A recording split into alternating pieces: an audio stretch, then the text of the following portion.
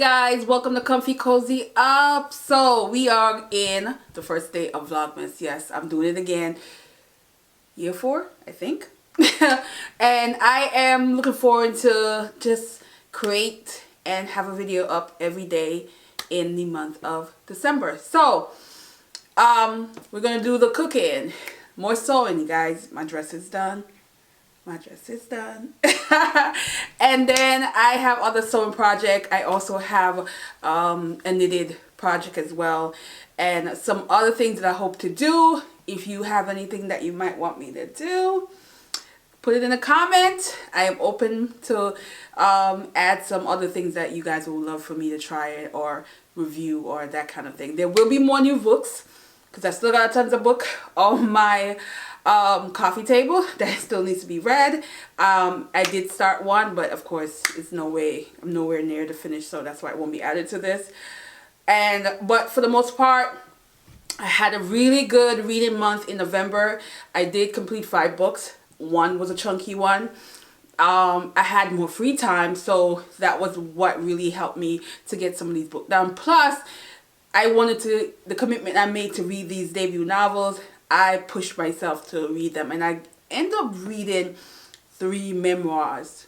That's a big deal for me because I don't read a lot of memoirs, so that was a good experience. A short story and as well a chunky historical family saga.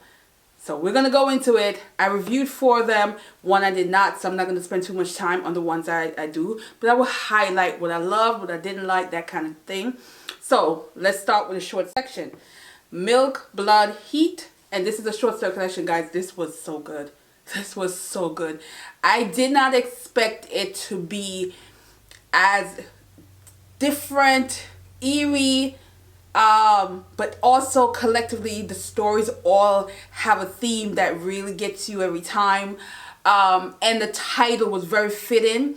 This is a debut author that knows how to push the boundaries of talking about certain subject with the family, friendship, marriage, children, that kind of deal. And it gave me everything I want in the short story collection. This is my kind of writing, my kind of open ending with short story collection that really gets you. She did an amazing job. It's short, highly recommended. I'm so surprised I haven't seen this a lot this year because of how good this short story collection is, but I highly recommend it. Then I had to embrace my wonderful Cecily Tyson memoir, Just As I Am.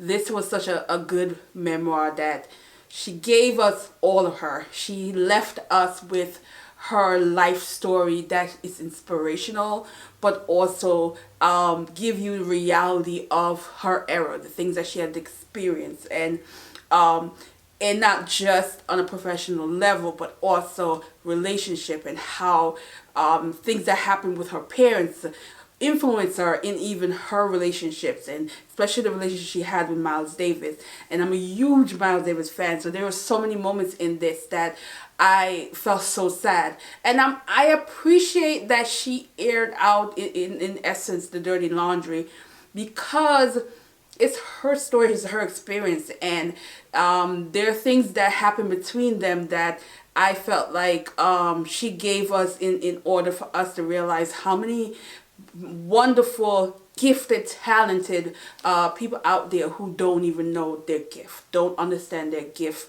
and how much people look up to them and they're struggling to even understand the impact they have on others. And you see that with Miles.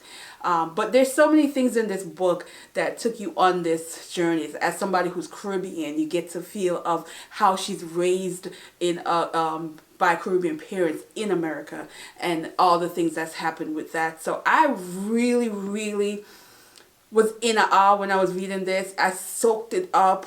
I was really turning the pages and understanding her more and more, and loving the kind of person that she was, and really, really appreciated that she gave us this gem before she passed away. So yeah.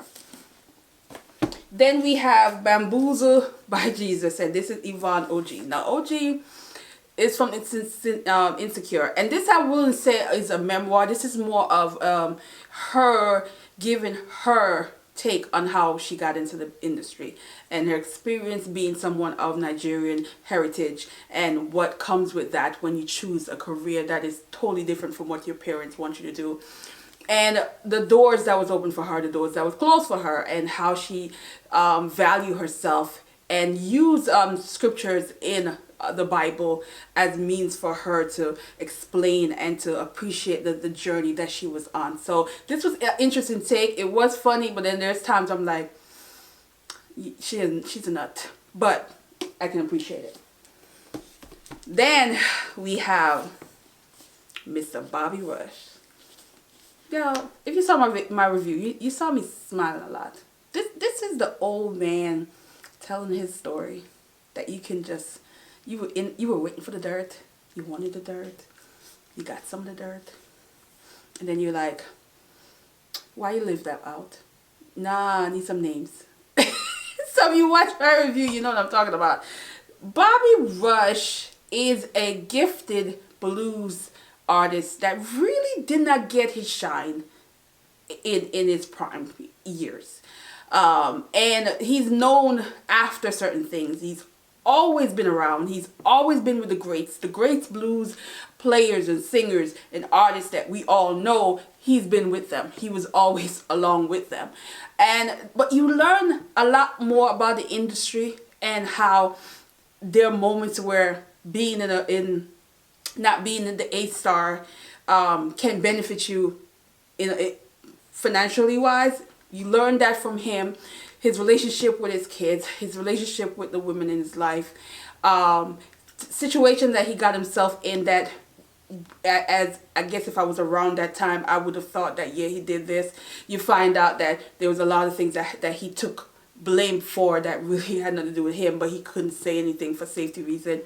There's so many things in this that I really enjoy, but it felt more like a journal entry because he's highlighting the significant moments in his life, his family and all that.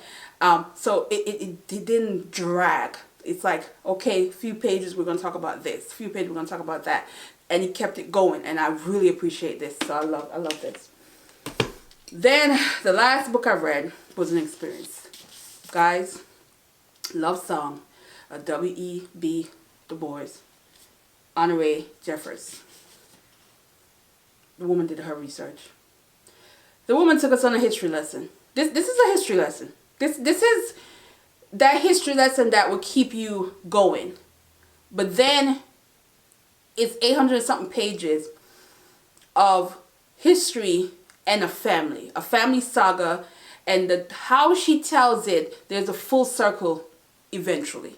Because she goes back to where she's in the historical section of how the family tree came down, and then she's in the current where you're dealing with 3 sisters and their parents and uncles and grandparents and all that's going on, their relationship. The main character, Haley, she is carrying the story where you get to see her grow, because she started the story off, she was very young, and then you see her growing, and experiences she's had, and the teenage years, the college years, the love, all that.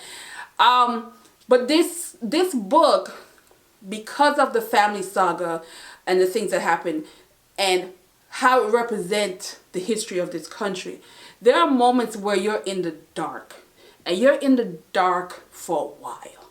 And as you're reading it, you're trying to hold on and keep going because you want to see the light, because there's so many dark things that's happened to the characters in this. Horrible things that happen to women, and things that are, related to slavery. And it's dark, and those moments I struggle because it was just so long. I was in the dark and I wanted to get out the dark. That's how I felt. But it's an experience, because when you do get out the dark and you see where she's taking you, the author, you just want to clap, because you're like, oh, that was some guts. That was some guts to do that to a reader, but still give you that ending that made sense, that will, appreciate the story more as after you think about it. it is a commitment in reading it, but it didn't feel like it dragged, because, you know, chunky books like this can feel like that.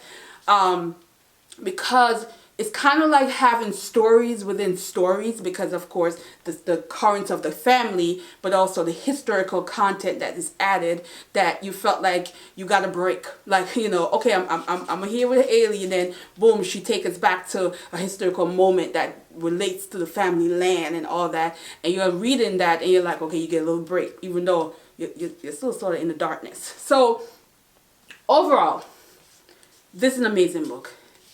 This is an author that did her research, that committed, and I don't even want to know how long it took her to write this, because this had to be years of dedication to write this book, because of all the historical things that she had to research to make it authentic, to make it make sense, to give you a tale that reflects some African American history in this country, as well as Native American.